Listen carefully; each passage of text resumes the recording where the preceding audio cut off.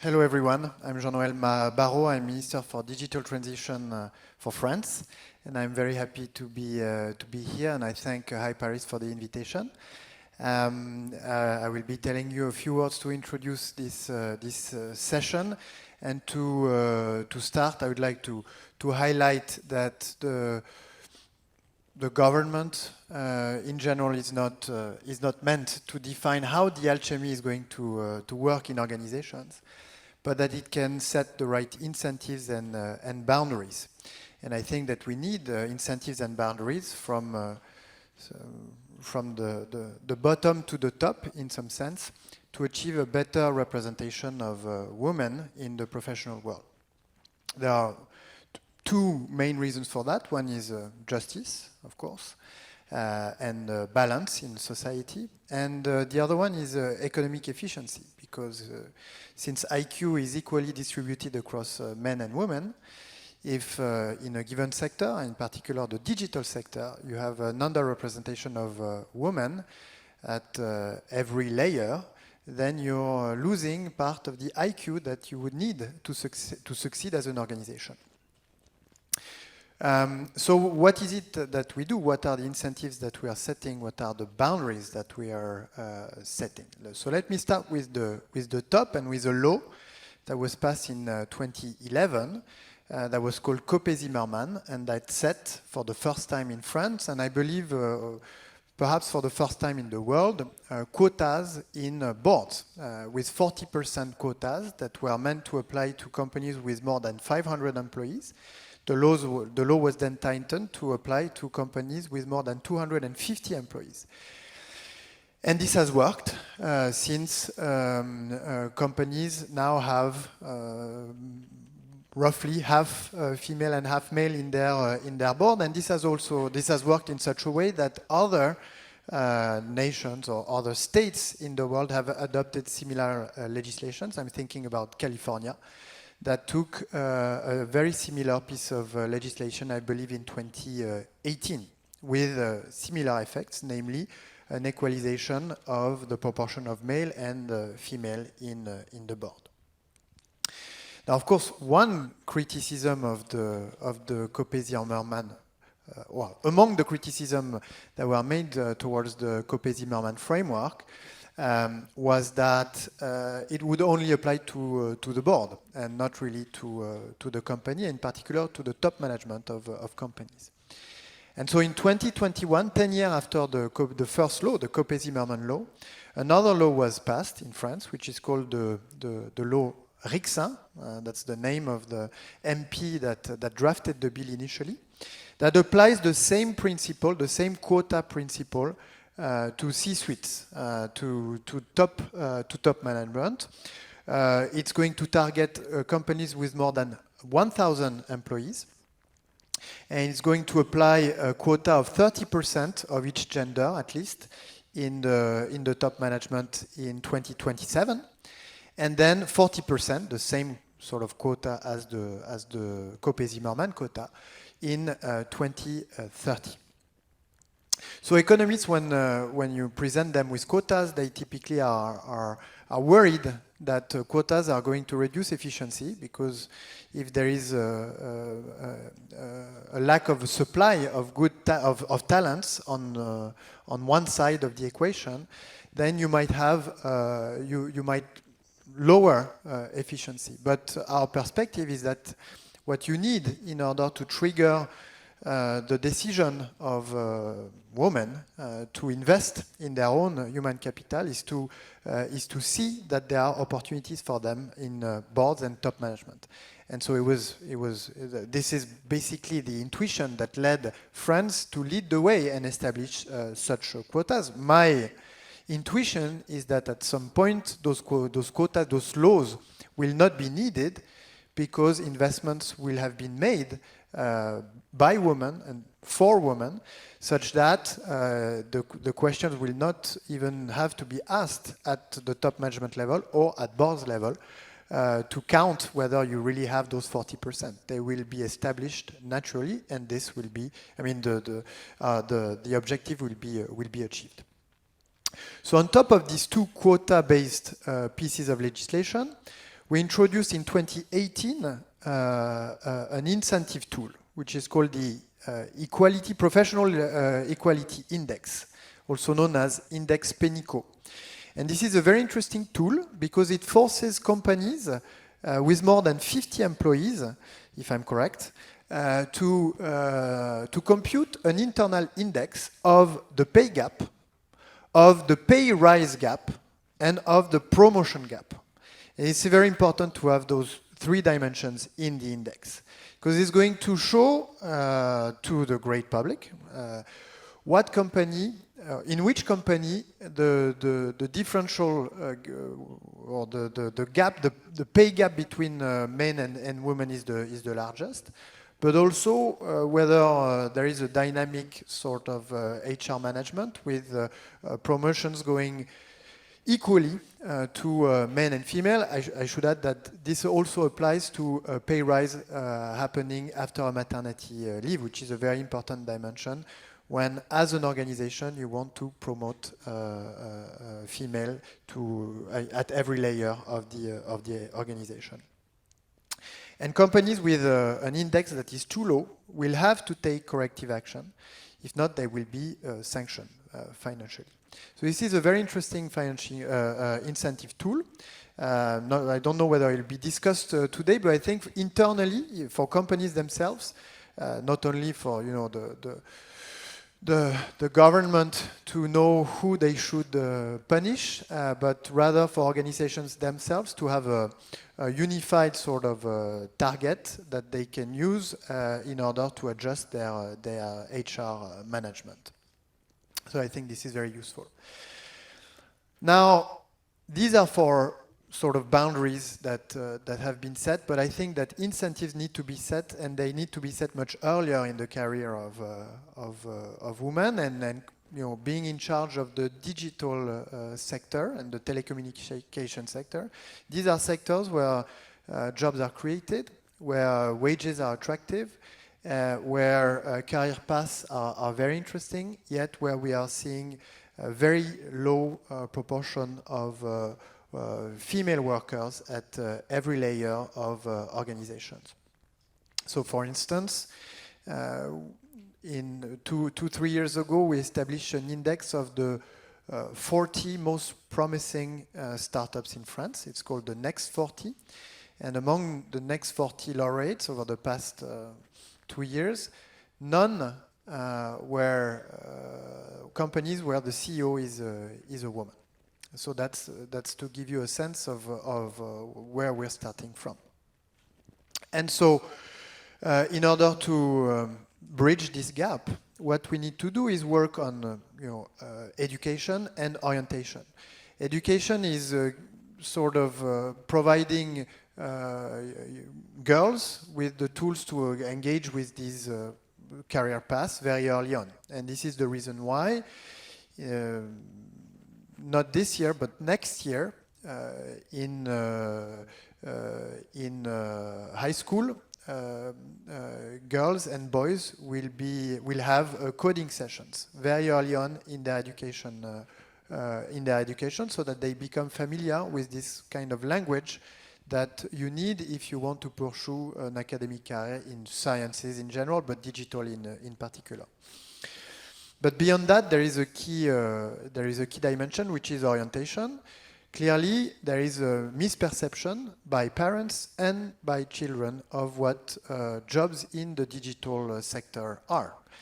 And because they feel, or perhaps because they feel that this is not something that they can reach, or that this is not something that is interesting to them, or that these are not companies where they can feel at ease, women, when they are girls, when they are young women, but also later in their career, do not consider investing in such training or such jobs.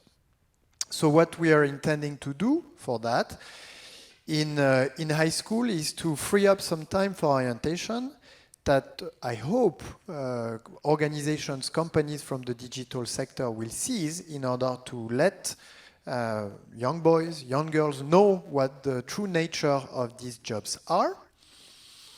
And then later on, in their training path and career path, what we intend to do is to show that even if you have not started your training or your career in the digital world, in startups or in telecommunications, with minor training, with minor reskilling or upskilling, you can easily find very attractive opportunities in these sectors.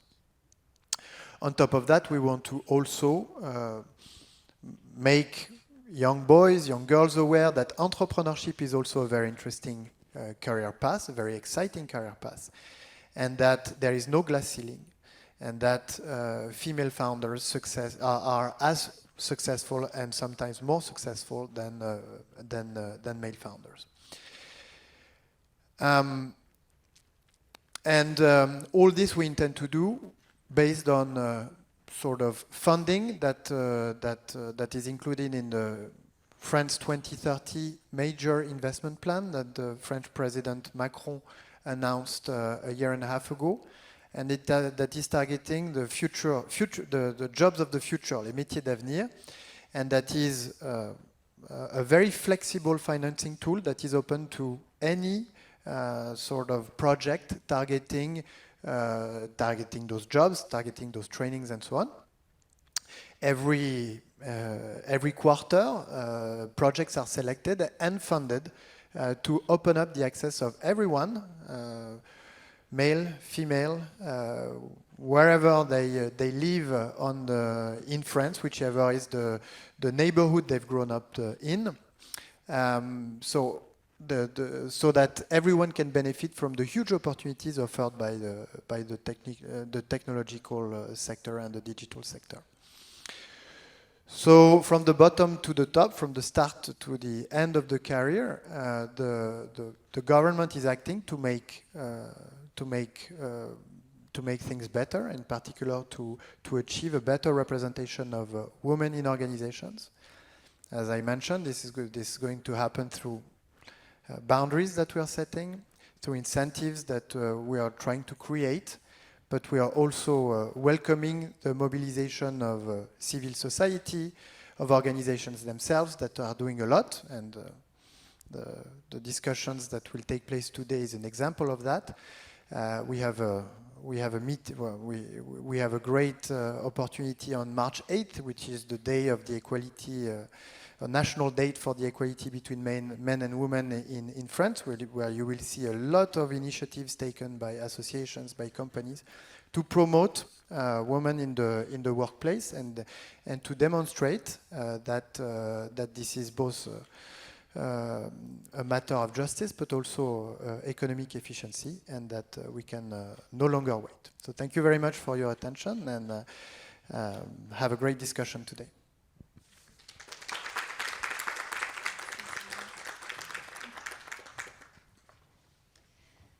Merci, Monsieur le Ministre. Every year, February the 11th marks the International Day of Women and Girls in Science, with women's presence in scientific careers reaching an all-time low, as the Minister was sharing, since the 1980s, in fact. This event proposes to take a step back to discuss the form, rather than the goal, adopted to reach gender balance in organizations today. With the laws accelerating our approach to gender parity, such as was mentioned, the Copé-Zimmermann and Rixin laws, organizations have found themselves championing women in a multitude of events. The Women's Forum, for instance, many women-only roundtables, as well as the development of women clubs, which largely attract women. Between 70 and 100% of people attending these types of events are women. Women talking to women. Aren't we trapping ourselves in a gynoecium? Aren't we missing the point of gender balance? Is this the best path to an inclusive culture? How can we enable, beyond an equivalent representation of men and women in the workforce, the alchemy between men and women in our organizations? How do we avoid that they engage in parallel work like little children? How do organizations deal with this challenge today? Can we think of different ways to handle gender inclusion? Today, 4 exceptional guests join me to discuss these questions. They each deal with these questions on a daily basis, with a remarkably rich perspective, both in France and internationally. Let me briefly introduce them. Hervé Borenstein, bonjour. You are a partner at the executive search firm Heidrick & Struggles. Your job entails providing talent solutions to the world's top organizations. You know all too well the difficulty of both finding female talents and that of getting these talents accepted by organizations. During the pandemic in France, you witnessed the number of female CEO nominations plummet, as organizations chose to recruit CEOs with a past CEO experience, thereby severely compromising diversity in general and gender balance in particular. Heidrick & Struggles publishes a number of insightful reports on where we're at on the gender balance front that encourage our audience to retrieve on the internet, and I'll mention one in particular at the end of our session today. Thank you for being here today, Hervé. Tania Castillo-Perez, bonjour. Last year, you were appointed Group Head of Inclusion and Diversity at Kering. After occupying a similar position at Capgemini for a couple of years, and almost a decade in consulting, then HR leadership positions. At Kering, you are behind, among other efforts, global mentoring programs, a groundbreaking gender-neutral parental leave policy that we'll talk about today, as well as promoting equal gender opportunities for men and women at every level of the group. Thank you for joining our conversation. Nicolas Glady, bonjour, cher collègue. You are the Dean of Télécom Paris, one of France's leading engineering schools and a valued member of High Paris. In a school where gender imbalance has long been the norm, you drive an effort to reach gender parity by, for example, showcasing telecom alumna in tech on your webpage, your télécomiennes, as you call them, and partnering with women in data science. Fully aware of the concerning decreasing presence of women in tech, you commit your institution to championing women in these essential careers. You recently redefined telecom's reason for existence. The words men and women are absent, but you make your broader commitment to inclusion and social fairness loud and clear. Thank you for being with us. Anouk Nofal, bonjour. You have been the Global SVP HR at L'Oréal for Tech and Data for the last 3 years after a career in HR at Accenture, Booking.com and Uber. Like Tanya, you come to us with several hats today, and we're eager to hear your take on today's conversation. I would like to more generally thank L'Oréal for hosting this event. We are in a magnificent setting for this conversation, which is particularly well appreciated. Alors, let's perhaps kick off our conversation with one of the elephants in the room, with laws such as Copé-Zimmermann or Rixin, which both aim to accelerate reaching gender parity. We are pushing for a revolution of gender balance in less than a decade. Bon. As we reach relative gender balance, isn't there a risk we see men on one side and women on the other? How do you suggest we maintain a firm grip on inclusion in this storm? And to get us started, I would like to turn to Anouk. You've been dealing with these questions at L'Oréal, but also at Uber. What's your take? So thank you for that. I actually really like the question because I think it's on top of mind for a lot of people, and it's there's a bit of a heated debate on quotas in general. So happy to answer the question. I don't know if the question should actually be around quotas. What I do believe personally is that quotas, if they're not accompanied by the right measures around them, they're bound to fail. And why is that? Because there needs to be a lot of support in the organization on leadership, on awareness, on processes, and etc. We mentioned that a little bit in the intro from the minister earlier, to make it work and to make diversity a real sustained thing in an organization. And not just diversity, but also inclusion. We talk a lot about D&I, and actually the debate often is about diversity and not so much about inclusion. And I think your question is actually about that. So maybe moving away a bit on quotas, what I think really needs to happen in an organization to make it work, and again to make it sustainable, is the whole work around stereotypes, making sure that leadership, but all throughout the organization, we work also on unconscious biases, that everybody's aware of that, and how does that creep in everything that we're doing so that we can fight against that. And also, as we mentioned a little bit, that we also really focus on the processes, the HR policies, and etc. in an organization, so that recruitment, promotion, salary equity, and etc. are really top of mind and foster diversity in the long term. It's not a quick fix. And if I talk about L'Oréal a little bit more, we've been on the topic and taking diversity really seriously. For many years, we've been, over the last 20 years, really, really busy with that, establishing our first diversity and inclusion head globally already in 2005, and there were already some initiatives locally elsewhere. We've been really working also on trainings and awareness since 2006. So what I mean with this is just examples of diversity, again, is not a quick fix. It's a long-term exercise. And that leads us today at L'Oréal to be awarded in the areas top employer and etc. from many different angles with recognition there.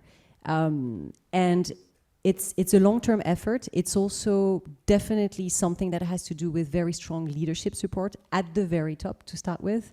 Our current CEO, Nicolas Hieronymus, our previous CEO, Jean-Paul Agon, who actually started the diversity efforts all throughout the organization, have been awarded both on the topic. So it starts there, and it's not, again, a quick fix with just quotas. I'm not saying that they're not useful. I'm just saying that they're not enough. And just alone, for sure, they can't fix what you're talking about, which is possible segregation of gender in an organization when it's forced upon people that don't really understand truly what it actually means. And I talk about leadership support. I'll give you an example actually from Uber. Where we definitely had quite a lot of diversity issues and pretty acute issues on diversity for many years. We did lots of different initiatives to actually make sure that it wasn't so much about quotas, but it was about everything else that we could do. So for instance, in recruitment, what we did is that we would not, especially at certain levels where we had the most acute challenges, we would not close a hire if there was not at least one women candidate in the process. I'm talking tech jobs very particularly. We would not run an interview process if there was not even a woman in the interview panel or in the process, to make sure that, again, from an unconscious biases perspective, it was more balanced too in the decision making. And when you do that, it typically lengthens the hiring process. And that's what I mean with leadership courage.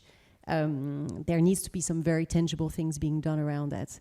And at L'Oréal is no different. I'm going to talk particularly about tech hiring here, but we're today recruiting at par men and female candidates in the pipeline and in our jobs. But 2 years ago, we were by far not there at all. We were beyond or below 25% of women hiring in our tech jobs. And so working on the process, making sure that, again, we train leadership and et cetera, that we influence all of the decision making on certain processes is definitely at the heart of what creates more, not just diversity, but inclusion.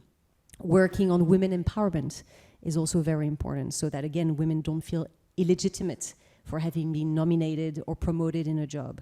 Working on allies communities to make sure that, again, men take their part in the decision making also, and supporting women to get into jobs and careers and development that they actually seek for. All of those things are extremely important, and I do think that, again, for an organization to be credible on the topic and to create a culture of true culture of diversity and inclusion, it's also not just looking at ourselves and our ecosystem internally, but also taking a part to the outside world and taking a part on our social responsibility to influence the market and the talent market. We're talking about it in the intro as well. How can we at L'Oréal influence or try to influence the talent market on science and tech? That's also very important. So we have our foundation and some initiatives around girls in science, and that we're really taking an active role into that really truly matter for us, and that also is part of creating that culture. So that's interesting, right? Because you need leadership, you said, you need time, you need. Oh. There you go. Can you hear me? Yes. So you need leadership, you need time, which means you need finances also, financial means to make that truly happen, correct? Correct, and that's what I mean. It needs to come from the very top as well, because Right. without involvement from the very top leadership that trickles down through the organization, indeed, you may lack courage, you may lack means, etc., etc. Absolutely. Perhaps, Nicolas, it's an interesting time for you to speak up about telecom, and if you can perhaps spend a few minutes talking about the school. I'm not sure everyone knows telecom, particularly among our international audience. What's your take? What's your reaction to Anouk's take on this? So let me first introduce Telecom Paris to you. Telecom Paris is indeed the first, what we call in France, a grande école, so a kind of elite university, small university elite school for digital technology. We have been created more than 1 century ago by the French state to select and train those who are supposed to develop the communication services in France and now in Europe. And as such, I think the minister said so, we have a duty to provide to the French society and economy the talents needed to transform the economy. And I do believe that the digital technologies is the technology of the 21st century. And as such, I cannot imagine that we will transform society and the economy with this technology with only half of the population. So it's a duty for us to be as inclusive as possible and to ensure that we attract all the different talents that exist in France, in Europe, and in the world. And the fact is that, well, we are not there yet. So you said, well, are the quotas too much? Well, just to give you a very concrete number about the number of female students we have at Telecom Paris, before I arrived in 2018, there were 17% of female students in first year. And so when I arrived as the Dean of Telecom Paris, we became the first engineering school in France to set objectives, actual objectives, on the number of female students we wanted to recruit. So the objective is for 2030 to have 30% of female students in the first year.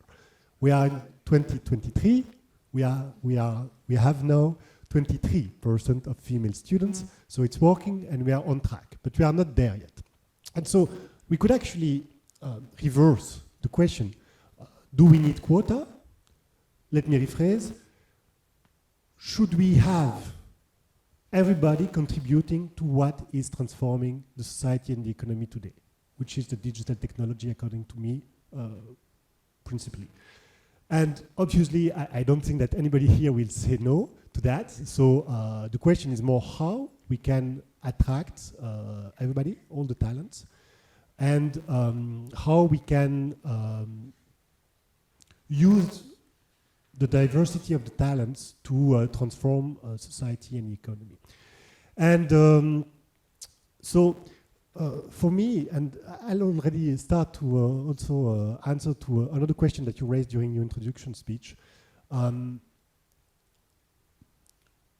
How could men be part of these types of solutions? And my answer is quite clear. It is actually their interest to include more women. And I can tell you that, maybe I've been influenced by my colleagues in business schools, but I do believe that people are led by their interest. And it's obvious for me that since we decided to have more female students at Telecom Paris, I think the school is better. I think that our alumni network eventually will actually be stronger. Now, we've also decided that to have parity, so half female, half male members in the executive committee. I do believe that my executive committee is now more efficient, more productive, better, that we have, I think that when I arrived, we had something like 80% of male persons in the leadership, and now we are close to 50, not really there yet, but we are going there. And so I think that the question is not if I could say something to someone, a man who would wonder, should I support those type of initiatives, participate to that? Yes, because it's good for you, actually. If you do that as a dean, as a president of a university, I do think that your university will be better. If you do that as a manager, I do think that your team will be better. So it's good for you. Do that, because otherwise you will actually, and that's what the minister said, I do believe that female talents are at least as good as male talents. And if I don't include that part of the population into my recruitment pool, and I don't help them to succeed also after, actually, I only have half my body to help me attaining my objective. So that's really, I think, something very important. Okay, it's a matter of justice, I agree with that. And but it's also a matter actually of efficiency, being more creative, having a broader view. And we know that in AI, and when you're dealing with data, you have those statistical biases that are very important. And you know that actually, if the solution has been designed only with a certain type of designers, programmers, coders, whatever, you will obtain a certain type of result that is biased towards that type of population. And I don't want that. I want my school, I want my organization, the solutions we design, to serve the whole population of France and Europe and the world. So for me, it's obvious, and it should be a no-brainer. So we are discussing on the how, and so concretely today, Telecom Paris has not yet decided on implementing quotas. I said that we have objectives. What's good with engineers is that when you set them objectives, usually they find solutions to attain those objectives. So until now, it's true that without any quota, we managed to progress there.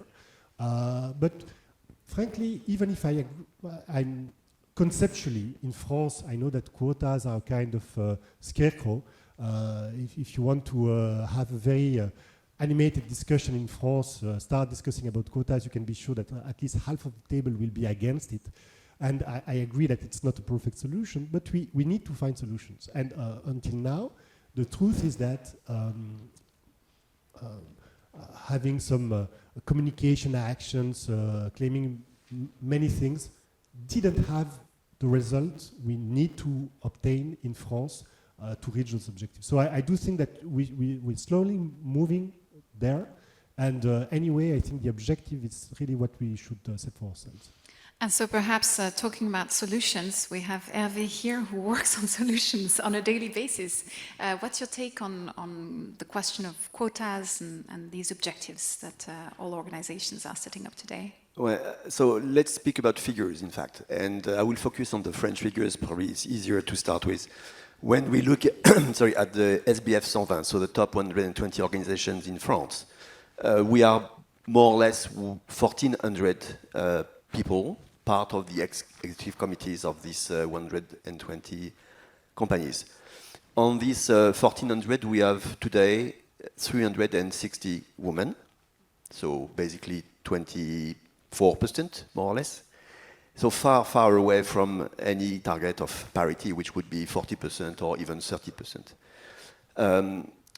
The difference with the Copé-Zimmermann law between a board member and an executive committee member are twofold. First, when you are a board member, you have a fixed contract of 4 years. So after 4 years, your contract is renewed or not. So when you have a male, you can change a male by a female after 4 years. That's not the case in a board, in an executive committee meeting, where when you have a man, it's a permanent contract, was the case, so you have to wait until the person retires before changing into someone else.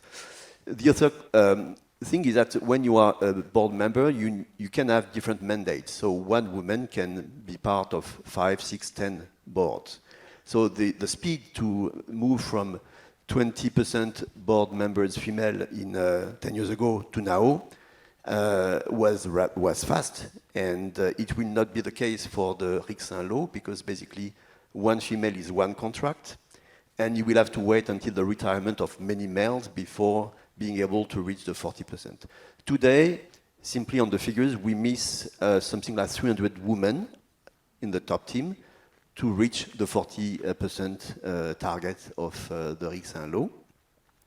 And when you are in a meeting with in an executive committee of 12 people in the room, in 8 years, there will be 5 women, and today there are only 2 women. So you can ask your 3 colleagues, male, in the room, can you stand up and leave the room to leave the seat to a woman, which is not something which will happen. So it takes time, and without quotas, simply waiting for the retirement of the existing populations, it would take more or less 70 years before reaching any idea of what parity means. So that's the interest of such a law, to really speed up and accelerate the transformation. And that's why we do today this work of searching more female leaders in order to accelerate the speed. And today, most of the search we do in France, elsewhere as well, we always provide in the shortlist, at least, parity, so that our clients can really choose and have the choice, in fact, of parity. Do you have enough female talents to pull from? No, there is a fierce war for talents, and that's in all sectors.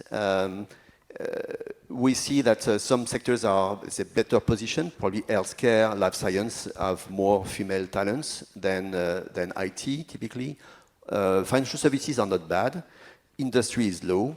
And we see the speed of growth is also very different. So healthcare is by far the best today, and there are fierce competition to attract talent. And that's also the interest of the Rixin law. Basically, it creates a new game where there will be winners and losers, regardless of the size of the company. Even if the law applies only to 1,000 people and above, if you are a small company with talented women, they may leave your company to join the companies who are attracting more female talent today in order to take over the jobs. What we also see, we are today in a very bullish market. It's a candidate market, so candidates have the choice of their company. And we see more and more female candidates choosing their company based on the parity index, or looking at the photo on the annual report and looking at all the males sitting with their suit and saying, well, that's not my company. And they pick and choose the companies where they want to work, including on these questions of diversity. What's interesting, I think it's transparent in one of your reports that there's such a shortage for female talents in France that you have to, companies resort to women from other countries. So you seem to inject diversity on several levels, right? So it's not only in gender, but also nationality. Yeah, when we observed the last parity index, it was in 2022, 25% of the candidates recruited from abroad were women, compared with 18% for male. So there is a tendency to import female talents, not only from France, but also elsewhere in Europe and the USA. Right. I'd like to turn to Tanya now to talk about alchemy, right? I mean, we really wanted today's event to be, to have us think about that magical je ne sais quoi happening between men and women. It's lovely to bring up the quotas and reach this diversified room at COMEX and other committees. Tanya, do you at Kering, I know you do, you do have a number of initiatives really working on this alchemy, among others the gender neutral parental leave policy. What do you do to go beyond gender balance and have men and women actively work together and grow that culture that Anouk was telling us about? I relate totally to what Anwar said. It's really about thinking inclusion first, rather than silos across dimensions of diversity. Gender being, of course, one of the most important worldwide, and also for us at Kering, because there's a very long-standing commitment on advancing on gender equality. Furthermore, in an industry that attracts a lot of women talents, as you know, so fashion, luxury, indeed high jewelry attracts a lot of women naturally. But then for us, of course, it's about how do we give all the talented women that come to us all the opportunities throughout their careers up to the top, so to the COMEX. So how do we do it, and how do we go beyond gender and beyond putting men and women in two different silos where there is no richness and no collective intelligence that can come out of that. So we put really the highlight on inclusion for the past couple of years, meaning that we think the most important thing we want to achieve is a culture where men and women alike think differently, right? It's about, of course, understanding what bias is, and so how do we, just understanding what it is, first of all, being aware, of course, so creating the awareness, and then putting in place the processes, the policies, and baby leave is one of them, typically, where we are not saying this is only for women. We're saying this is for a real, more balanced organization where men can win as well from having a better level of well-being at work, where we have a better work-life balance, and where people thrive, really, feeling that they can belong. I think that's really what we're aiming for. So we said inclusion as a symbol, inclusion goes first. Rather than our department, my function is inclusion and diversity, rather than the other way around. It has a meaning we put the inclusive approach first of all, and then we can embrace every dimension of diversity. And gender, of course, again, is top of mind for all the reasons also the minister said. Half of the world's population, that's a lot. And also, as you said, we're depriving ourselves of that talent. That's just not very smart. So we believe that by keeping this very inclusive approach, we can start changing mindsets and culture. And yes, back to baby leave, I think the fact of making it explicitly gender neutral, meaning men can take their parental leave, the 14 weeks for everyone worldwide, was a very bold step. And of course now we are in the process of seeing what is the impact it has on team members, on managers, on the leadership. And as I told you, Laure, it's perception really what changes. And that's also the first step to inclusion, changing perceptions. So in France, I come from Mexico, so I can tell you Mexico is a place where my home country that I love, but where I think this gender balance, you can see extreme situations, right? And I won't go in there, it's too complex, but I think when we come to Europe, and we see that culturally speaking, we approach the gap with a different touch depending on the culture.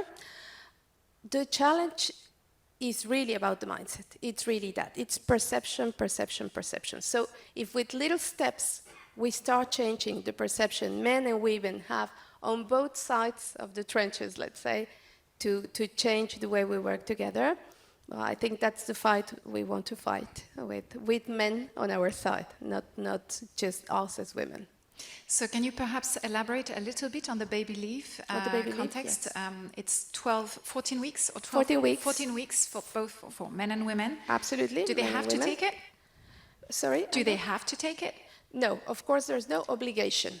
And so what do you see, what are the figures? Yes, so the figures, I can't disclose them to you. We'll be announcing results in a week's time, so I cannot disclose figures, but of course we are looking at them on a yearly basis. We're progressing, that I can tell you, we're doing progress. We're probably not yet where we want to be, but I think also what we realize is that it was a very, very bold step and a great sign towards men and women on this is what we want to do. But it's also systemic, as all of us, I think, we have said. So it's not that policy that will help us solve the problem once and for all. It changes a lot of things, again, perception and culture, but then we need to work also on all the other processes and policies on performance. How do we measure performance for men and women?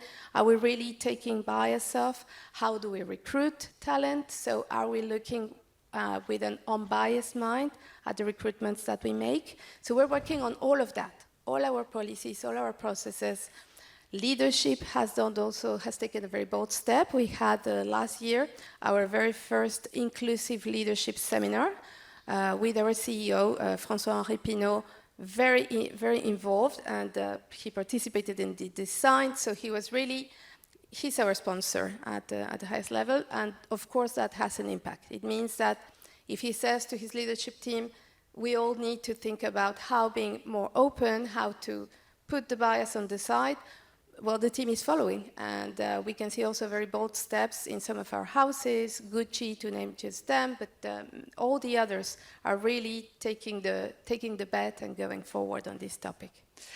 So I have a bit of a bold question for you all, coming from research where people are rude and not politically correct. We've been talking about unconscious biases, and we've been talking about, killing those biases. As a researcher, as researchers on biases and debiasing, we know it's extremely hard. So being aware of those biases is lovely, but it doesn't get the job done, right? And you have to be pretty forceful.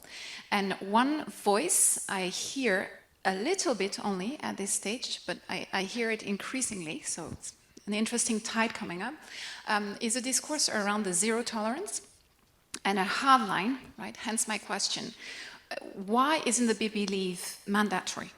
Do you think the baby leave, if men and women had to take 14 weeks, et voilà, would that make a difference? Why aren't you doing it? And I realize this is possibly something you cannot possibly answer fully. Is it something you've been thinking about? This, do we meet a hard line? Do we want a 40-60% gender disparity, or do we want a hard line of 50% exactly, which is another voice we've heard recently from the leader of the Women's Forum. What's your take on that? So I'll say a word. I think we're all aware that being inclusive and that this specific topic of gender, it's very locally entrenched as well, right? It goes deep, so probably it goes deep for humanity all the way. I think there's interesting studies. I was reading Pascal Pique's more recent book about it, and it's a bit discouraging, by the way. I just started, so I thought, my God, this really runs deep in all of us. Does it end well? Yes. Absolutely. So it will be probably an evolution of humanity going to a new place, right? So, but back to what we can do on a day-to-day basis, I think it's also about taking the time to understand how this universal challenge is posed in every different culture, and by that I mean probably country, okay? So I work a lot with, we have markets everywhere, but we have our brands are very strongly anchored in France and Italy. It means that I think we need to take the time to understand what is preventing us to go further in France and in Italy, which is slightly different, and that's important to understand, and understand how our Chinese colleagues look at the baby leave and why men maybe are not taking that much the parental leave yet, and the same, place for the US, for example, right, where I think it's yet another big cultural challenge, and by the way, for women and men alike, not just men, if we take just baby leave. So I think understanding locally what is the challenge, how this gender balance challenge is posed, that's also super important in giving us some of the answers, elements to have the right answer. So you wanted to be universal before you understood and measured exactly. cross-culturally how it happens. Absolutely, which means that allows me to tell you that we have taken, since 2022, the approach of let's make, whatever we do on inclusion and diversity, let's make sure that we have local anchoring in the culture. Yeah. Otherwise, just copy-pasting solutions that come from the US or from France in China or in Brazil, we know it doesn't work. Well, the implications of that initiative are going to be fascinating to follow. I can tell you there's a lot of talk among researchers about what it will give in 10, 15, 20 years. Extremely daring move anyway. Hervé, what's your take on this question of the hard line? So maybe also pointing out the difference between diversity and inclusion. Diversity is a fact. So basically you count and either you are or you are not diverse, and so that's a fact. Inclusion is a belief, is a behavior, is a set of mind, and this, to change inclusion, you change the culture. And the question is more, how can you transform a culture in a given organization? There are many ways to do that, but the role of the top management is preeminent, obviously, because there is something called the shadow of the leader, and the fact that leaders should role model the right behaviors. If they don't, nothing will happen. That's a bit frustrating to say that like that, but that's a fact that we observe everywhere. if there is not a strong buy-in, sponsorship, or role modeling of the right behaviors, you can do whatever you want, nothing will happen. Then you need also to align your culture with your processes. So that's where you go with unbiased processes, like in recruitment, for instance, in training, in promotion, in all the ways of all the HR processes basically need to be looked at and reviewed so that they become unbiased in order to make it happen. And then something which is more complex is how can you create a permanent change by a personal commitment from most of the leaders, basically all the leaders, in order to make it happen. So there is a strong need to have a reinforcement and a personal conscious of the need to change so that it happens. Otherwise, again, you can do whatever you want, it will not happen. So to understand why you do that, so the purpose of this kind of policy, personal change, broad deployment, and alignment of all the processes are probably the 4 key success factors to make it happen. That requires a bit of time, but we have many examples of great cultural transformation that companies like ours we do for our clients typically, and we think that inclusion is a cultural transformation, first of all.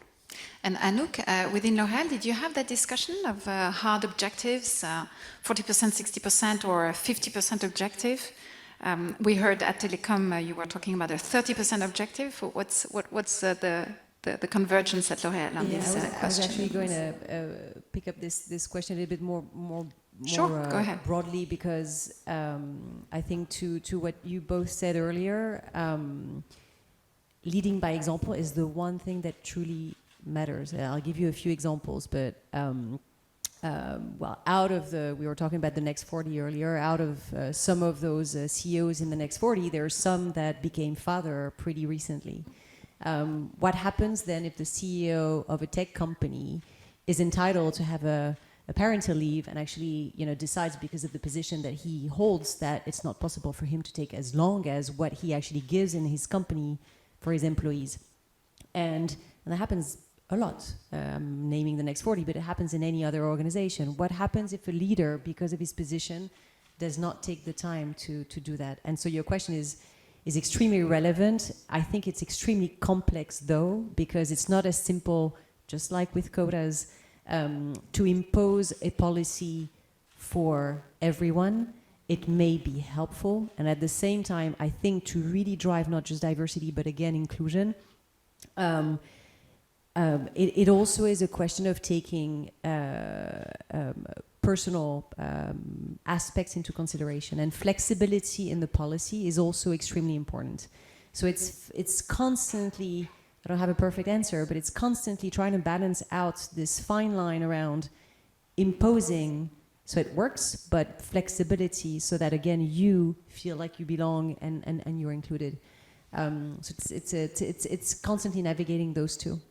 So it's interesting, and one question that remains understanding we want to remain agile and flexible and be responsive at the cultural level, at the local level, beyond the global initiative. And going back to the example of Telecom, is it important at Telecom, for instance, very specifically, to have that 30% goal as opposed to a further goal of 50%? Have you thought about these dimensions? Well, when we set that goal of 30%, some people already said that we were totally crazy to do that. So I think it's all relative at the end. Since most of the top, if you take the, I won't give names, but among the partners of Hyperis, the number is at 14% for the moment. Right. So in France, there is really an issue. And I'd like to develop a bit about what you said about the zero tolerance at Telecom Paris, because I think it's very important. What you said is totally true. If I want to be a bit provocative, actually, I'm not really interested in gender inclusion in general. I'm interested in inclusion in general and gender inclusion in particular at Telecom Paris, because that's a specific problem we have given the French context. So in general, I think that the name of the game is indeed inclusion. And the message we send is that everybody is welcome at Telecom Paris. You can be coming from wherever you want, be whoever you want, you will be welcome here. But the truth is that if you arrive, you will see that, well, they look alike a lot, if I may say. So if we really want to be inclusive, we need to include more people coming from the diversity. And from if you're an engineering school in France, it means in the top ones, it means more women. That's really an objective. And about setting hard lines, as you said, indeed at Telecom Paris we implemented zero tolerance for any misbehavior or aggression, sexual aggression, and I think it's super important because we made actually a survey among schools in France. So there were business schools, there were engineering schools, there were schools that were in Paris, other ones in the country, top ones. Those were less elite, let's say, and it happens that Telecom Paris was where there were the less number of aggressions and sexual misbehavior in the whole France. So nothing to rejoice because there were still some cases, and any case is one case too much. But it's interesting, and it's interesting to see why. And our understanding was that it's because actually of the zero tolerance. What we saw in other schools, in most, everywhere, is that each time that someone reported an aggression, there was a misbehavior before. And each time that there was a misbehavior, there were some bad words before. So there is always a kind of gradation.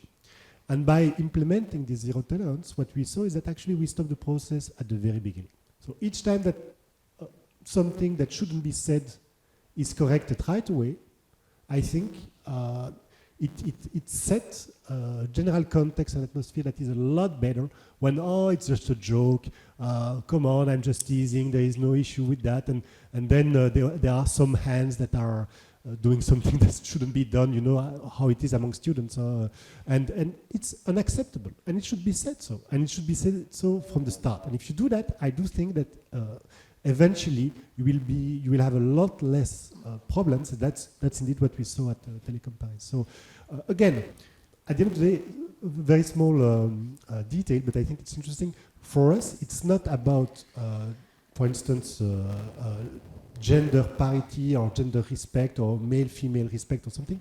We decided to name our actions just equality respect. Not about gender, not about origin, whatever. It's about respect.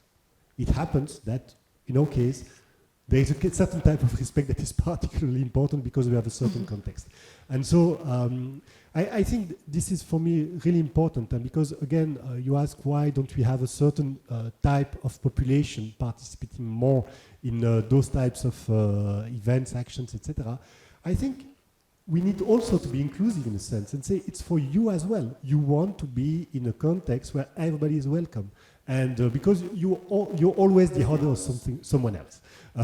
I won't give my personal example, but even me, when you look at me, you could think that I've always been part of a majority. It happens that from the country where I come from, I wasn't, and I really felt as a white male with blue eyes and well, that actually I was not among the group of people that were leading the country, and so you're always the other of someone else. And as soon as it starts, it needs to be stopped. And here, today we are talking about women, and I think it's very good, and I think it's very important for engineering schools that we progress in that matter. But it's really a general issue and problem that it should be. Sure.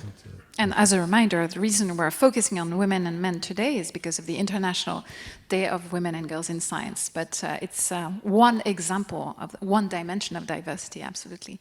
Hervé, what's your take on, we heard of 3 very different organizations about this very fine balancing act, right? Between being agile and flexible and also having a firm commitment to action if necessary, right, with your zero tolerance policy. Is this something you witness across organizations that you work with? To a certain extent, yes. We see a lot of commitment everywhere. I think things are moving a bit faster. So simply, again, with figures, there were 19% women in 2021 at the top. Now it's 24. Right. So it has increased significantly. Yes. What is interesting is going more in depth, because what we have seen at the same time typically is that where these women are. And today, they are mainly, 2/3 of them, when there is a woman at the top, they are a functional leader. So 2/3 of the women who are at the top are functional leaders, be it legal, HR, finance, or communication. And 1/3 in operational jobs, where for males it's the opposite, of course. And when you look at the companies, 86% of the operational positions are led by men. So what you see is, yes, the excoms are becoming more diverse, but they tend to have now two speed excoms. One is part of operations, the other is part of functions, and there is still a kind of silo between male and women, even if male and female, sorry, even if there are more female, they are not, most of them are not in operational positions. Right. And when you look at the route to the top, so how do you become CEO? By the operations. So which means that it makes it more complex for female, even if companies are becoming more diverse, to become a CEO is still difficult. Right. However, what we see, and maybe to give some hopes in this description, first of all, when you look at the female CEOs, I think when we did the studies, it was 14 companies where there were female CEOs in the SBF 120. 6 out of 14, so almost 50%, have reached already the 40% of the Loire-Vexin. So when it's no longer a problem to be a woman in a company, there is no problem. It's a solution. So it's interesting, but so if we look at the road to making that happen, I'm curious because yes, we need more. It's not just that we need more women in operational careers. That's what the girls should be trained at. It's not just going into organizations, it's embracing operational jobs. And here is a question. Do you have men, since there are over 80% in these roles, men who act as he for she's within your organizations? Do you, is maybe a sidekick wouldn't be a solution to hire men who actively recruit women and who eagerly look for that, as opposed to seeking the woman and pasting them in there? What's your take on that? Maybe I can answer because we decided to do that by design. And what's even funny is that usually converts are usually more extreme than others. And so it's true that we have male allies, let's say, who are sometimes even more adamant than a woman in being, discriminative towards women. And it's funny to see that very often it's actually quite the opposite. Women do not want discriminative, positive discrimination. So whereas males who are involved in those type of actions, they do. And I do think that at the end of the day, that's how you shift an organization, is that it's not a part of the organization that wants things to change, but really a large group that is really representative of the whole organization, and that's how we do it. So indeed, each time that we have those roles of respect, equality, all our boards, all the different committees, and like for the board, for instance, the executive committee, the objective is that they need to be half female, half male by design. Whereas in the public service, we don't have to. We don't have the Loire-Vexin in the public service. So I do think that that's really important. And what's funny to see is that very often, for instance, when we have to deal with misbehavior or aggressions, very often women are more balanced, let's say, than some men who really want to sometimes to go a bit too far, I think. And I think it's really interesting to see that you have this conversion effect that may actually, accelerate some behavior. So design or inclusion-focused men at L'Oréal? Or both? I'll probably answer a little bit like I've answered so far. I think it's not so much necessarily around formal think tanks or etc. It starts with intimate convictions. It's interesting to listen to you and also your personal story and etc. Because it cannot happen without that. And if you're thinking about men's support to women, and I agree, it's not just a gender topic, it can be on any other topic, but we're talking about that mostly. Being part of a think tank is not enough. The question is, how active are you in any sort of day-to-day topic, decision, process, and etc.? What is it that you can really do and influence? And I'll take an example also because I'm very passionate about that topic, but it's just to illustrate the question. What's the difference between mentorship and sponsorship? And if you think about the role that men can play in our organization to support women, if you really start having some very strong sponsorship programs and processes even rather than programs, it becomes really interesting. And the difference is mostly around, it's not just the time that I, as a man, could possibly take to speak to women, coach, mentor, and etc. I'm not saying that that is not interesting to do, but it's not enough because it's not active enough to really influence the processes and the policies. Sponsorship, it's about speaking with a woman, understanding what she wants to do and how she wants to develop in her career, and trying to push gently into daring in applying or positioning herself for some positions, for instance, on the one hand. And on the other end, trying to figure out what roles are out there, making sure that that very specific woman is being taken into consideration in a process. Not influencing the process, but making sure at least she is considered for the process. Right. And when you do have organizations that do that and influence that, you really see things moving pretty clearly also on the development of women in organizations. So again, he for she's or etc. I'm not saying again that think tanks are not good ideas. I think it's a great ideas for many different organizations. It depends on the setup and the reach and etc. And there's beautiful things that come out of those things with not just women, for women, you mentioned that in your intro, but also men participating and etc. But it is so much more about the active role that everyone can take, that this is for me where the focus should be for organizations. And so that's what I meant. I didn't mean he for she in the sense of a think tank per se, but really men who it's their winning horse, right? I mean that's what keeps them up every morning and gets them to the job. And so the question is, do you hire those men? Do you actively seek them, or do you train them internally to champion these women beyond just mentoring them? Is that something that your organizations actively consider themselves responsible for, or do you just seek talent that already has that, the whole package? I think it's a super important question. How do we create the process or the framework to put to highlight the fact that these men can have immense impact on changing the culture? We don't have that framework yet, but I think that's one of the things that we could look into, how to actually recognize the very important role that these men play, because I've seen them. I've seen them in my past career. I have the chance to have two very strong sponsors that at the time when you have to accelerate your career, if you want to do this or that, I had my back, and I just made a big difference.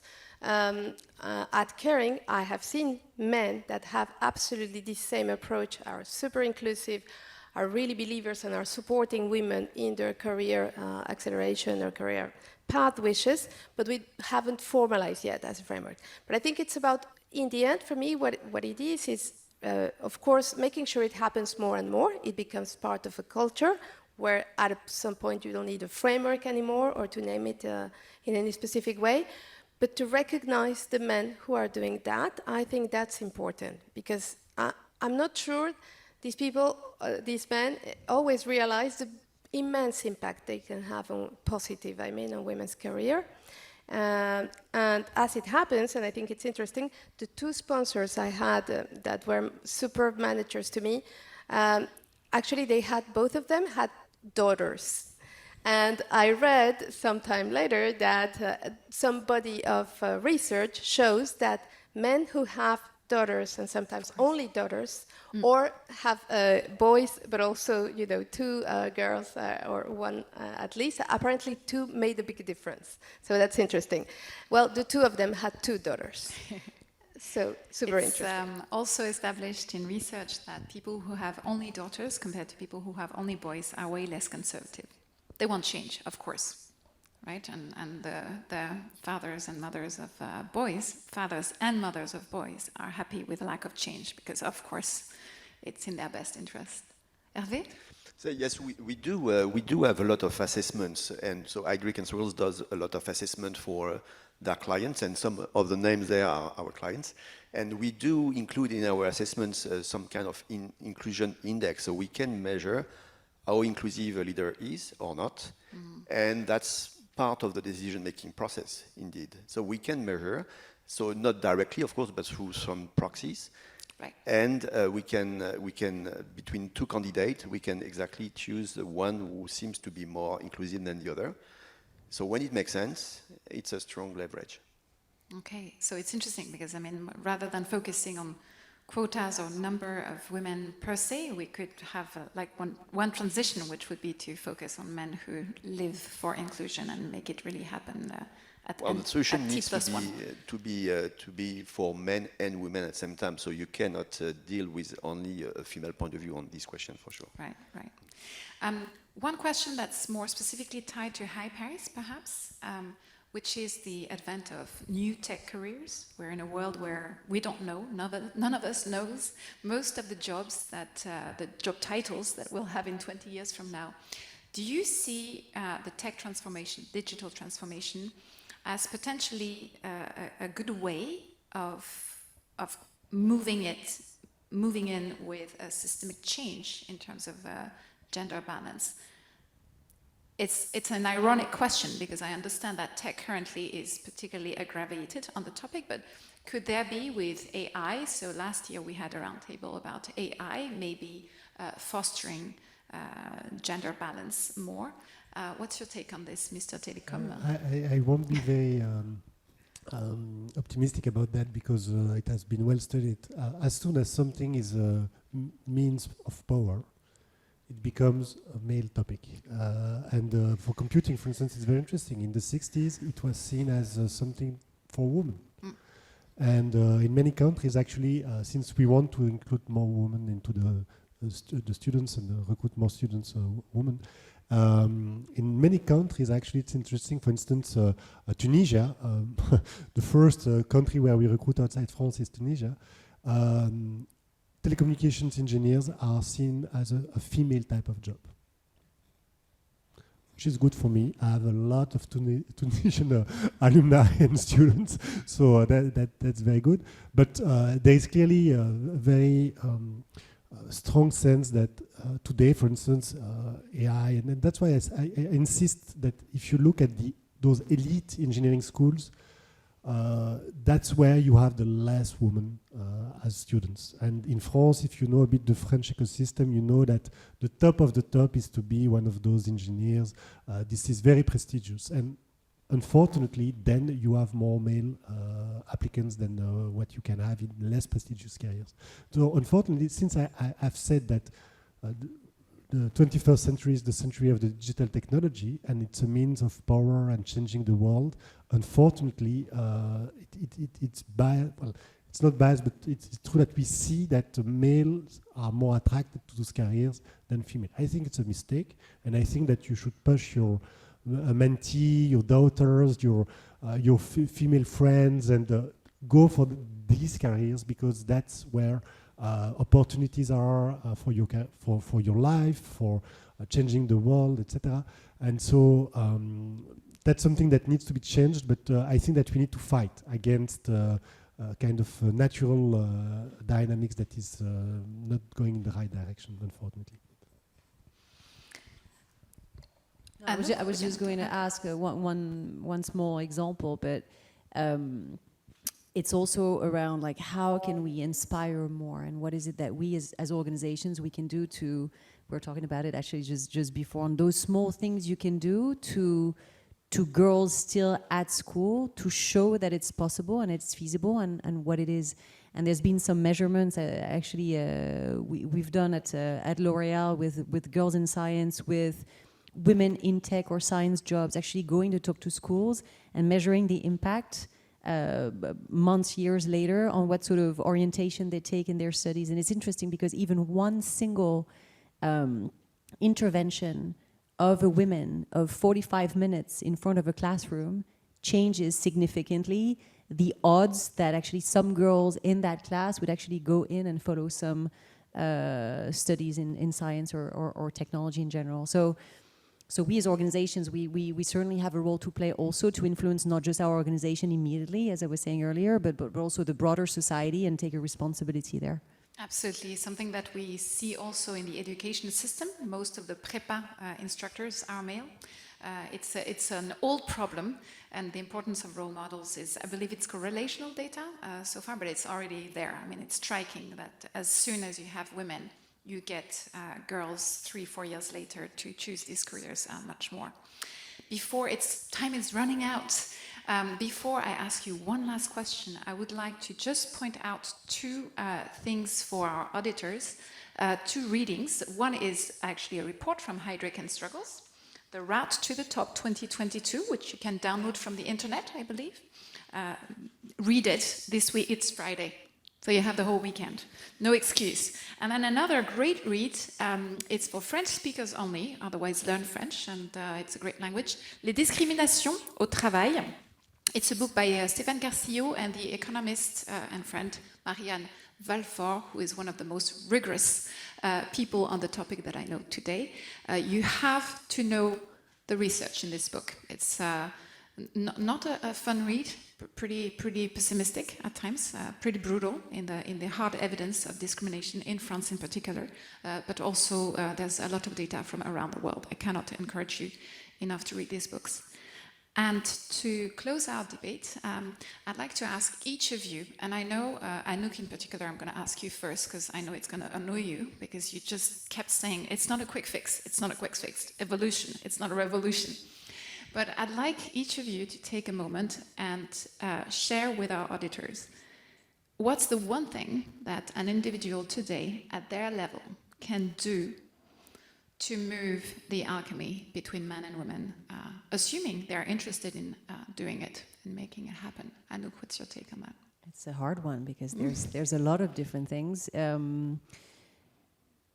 I would say we talked a bit about unconscious biases, and I don't know if that's a notion that our audience will be very familiar with, but I would probably point that out. Know yourself and what you have as a cultural background, educational background, cultural background, etc., that will influence the way that you see the world, and look and interact with others. Because if you're not conscious of that and you've not worked enough on that, you will make decisions or have interactions that will be biased with things that you're not aware of. So you might be extremely convinced yourself, and you hear that in many different people. I mean, how many people will actually say, I don't trust in diversity, or of course, people do, the vast majority of people do, but when it comes to making decisions, people that do not have enough consciousness about that will be biased and will not definitely drive diversity and particularly inclusion in their decision making. So that for me is very important. There's tests for that, there's trainings for that, there's a lot of things that can help every single individual in being more aware of their own selves. And indeed, one of the unconscious biases that's most deleterious is called bias blind spot, and it's the fact that we believe that biases are for other people, not us. And the more intelligent you are, the worse off you are. The more biased you are, because you think you're intelligent, so you should know, and you don't. So really, yes, questioning unconscious biases and just remaining a little agnostic about our own ability to make that change happen is an interesting way to go. Hervé, what's your one piece of advice? It's a complex question, but I would say stop being complacent. You can be complacent every day and tolerate, so stop being tolerant and be complacent and try to do the right thing in all the actions you do. So be it any actions as a leader to work for that great idea and the right purpose. So stand up. Yeah. And Tanya? I think for me, clearly, is trust the power of collective intelligence. Meaning, be open to others, to other people's opinions around you, even those who sometimes you think won't bring anything to the table. That's so never true. Always the people around you will have another point of view. And just being open and being curious and opening your eyes and your ears, it works. Just put the collective intelligence around the table, make sure everybody has a voice and can feel safe enough to share it with others. That would be my advice. So many things to say for everyone to even express themselves. Nicolas, there's a lot of work for us to do, isn't there, in education? If you have a daughter or a young girl that you know, tell her that STEM careers are amazing. We have many alumni at Telecom Paris. We have Katia Hilal, who is the CTO of a startup. We have Gaia Rakaya, who is a professor, and she just created her startup on telecommunications. We have the president of the board of overseas, Marie-Noëlle Jégo-Lavessière, used to be the CTO of Orange and now is leading a business unit for Europe. So we have many examples of amazing women who made amazing careers in STEMs, and I think that we should all support, convince our daughters that they should go for those type of careers. Right, and similarly, all the dad and moms at home, everyone gets to repair the internet router. That's there's actually plenty of evidence that women tend to, another unconscious bias, ask dad to repair it when they can perfectly do it. Leading by example starts in the household, not just at school. All of you, thank you so much for joining us today. Tanya, thank you for your very inspiring words about inclusion and living it and breathing it and allowing every voice to come across. Hervé, thank you for sharing your very panoramic view of organizations in France and internationally. Anouk, wonderful take from L'Oréal. And once more, thank you for being our host today. This is very much appreciated. And Nicolas, thank you for sharing the front line in an engineering school, which was pretty daring on a topic like the one we had today. Thank you to our auditors and the people in the room. I just want to point out in terms of unconscious bias, if our viewers could see the other side of the room, I can tell you the gender is not uniformly distributed. That we have some groups of men in a corner, women on another. So you see unconscious bias at work right there. Thank you all. Have a wonderful Friday afternoon and an excellent weekend. And we look forward to seeing you at one of our next events in High Paris. Goodbye.